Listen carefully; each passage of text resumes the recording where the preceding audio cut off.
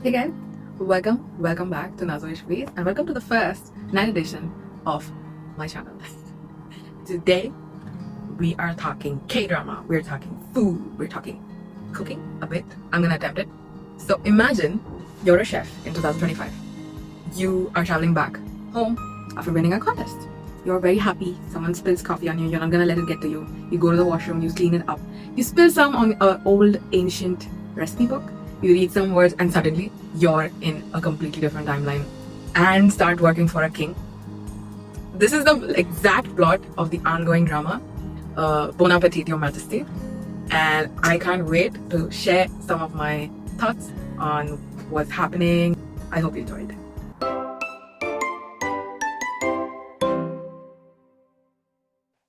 Top chef who gets pulled in time during a solar eclipse.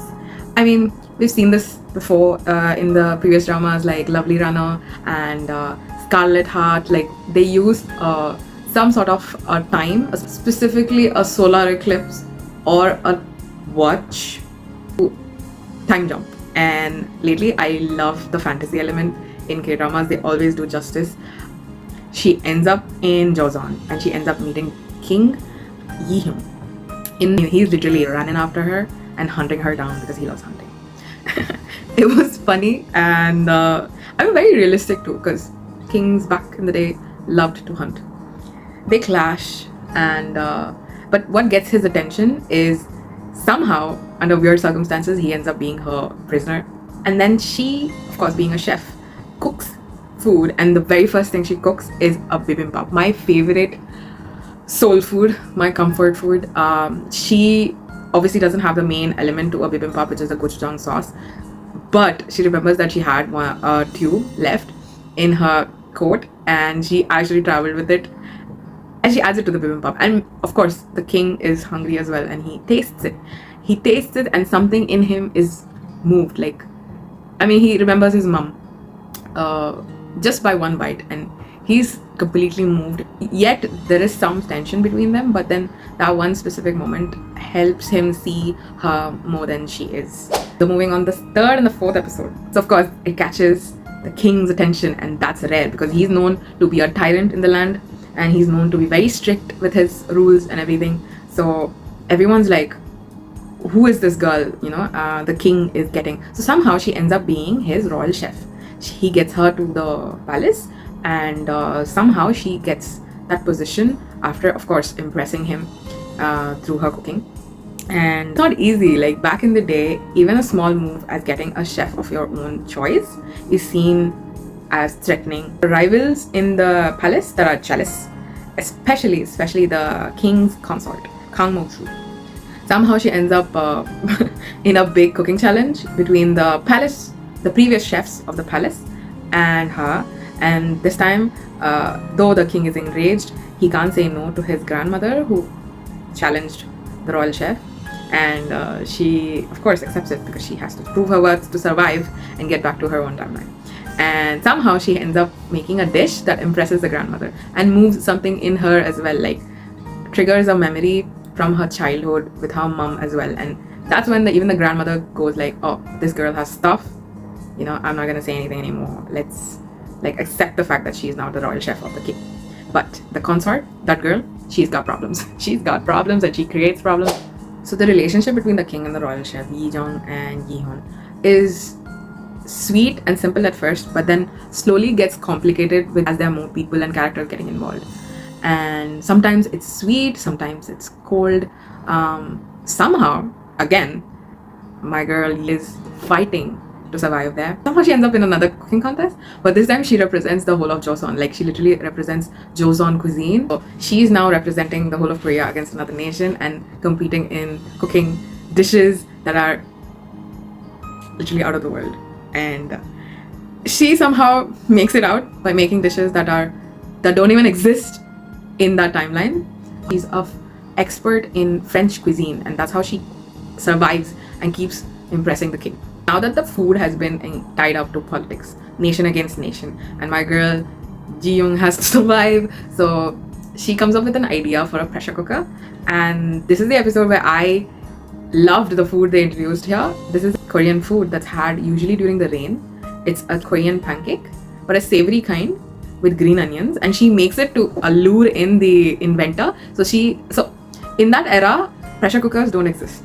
She has to literally find someone who can make this, lure him into thinking it's a good idea, and of course, like, earn his trust. So she picks this recipe, the green onion pancake Pajeon recipe, to remind him of his home, which is back in Busan. So this is a version of a green onion pancake that's made specifically in the Busan region. So it has the layer of green onions with I think some seafood, and the way it was made, I was salivating. And I love rainy season, so it was a rainy scene where the reason Koreans make pancakes is because the Pajeon sizzling sound resembles the the rain that falls down. It has the same ASMR, or the same sound. So that's why it's had during specifically the rainy season. So she lures him in with the fragrance of the dish. She asks all the people around her, like even including the king, to fan the fumes towards the house of the inventor so he can come out and savor it. Of course, he loves the dish.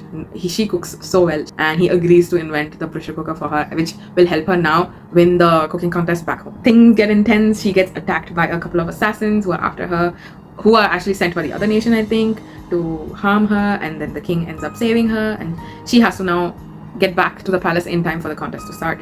And there are a lot of tensions here, but it gets really interesting. So I was watching the pancake recipe. Yeah, I need to make this right now. Let's go. The Pajeon.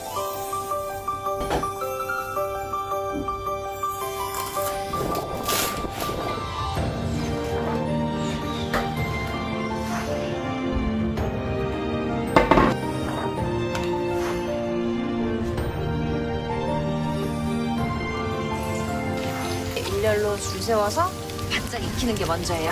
자.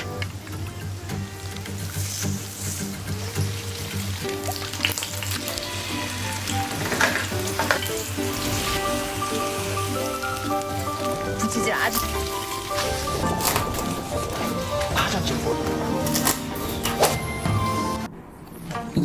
Yes, I made this at midnight.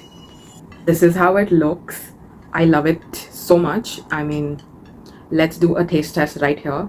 I'm not sure if I'll be transported to a whole new world where I see green onions walking around me, but I'm pretty sure I did a decent job. If not, like Ji Young, please do give me some credit. So here goes. Bismillah.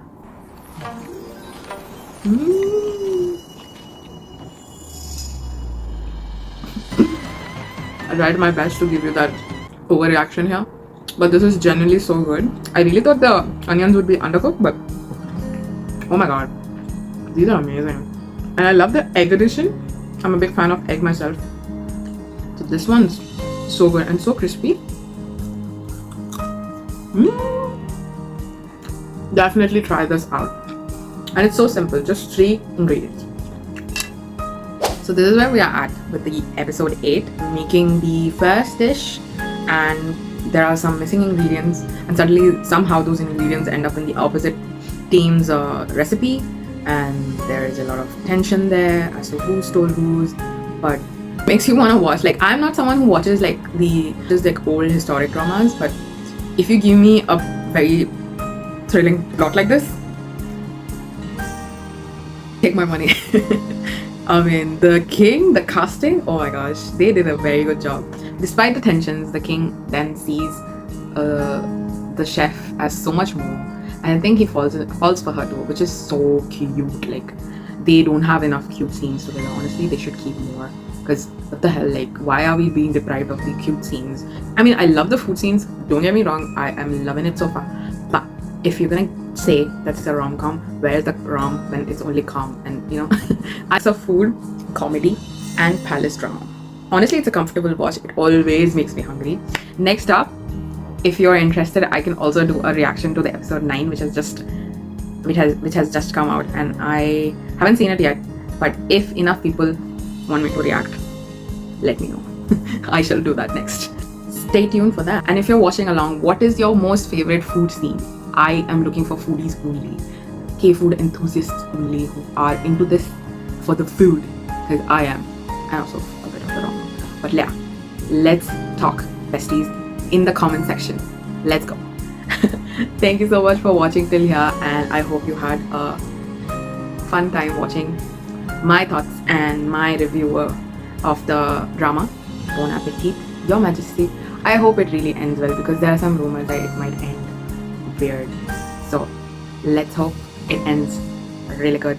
And thank you so much for watching again. Like, share, and subscribe. Thank you so much, and see you in the next video. Bye.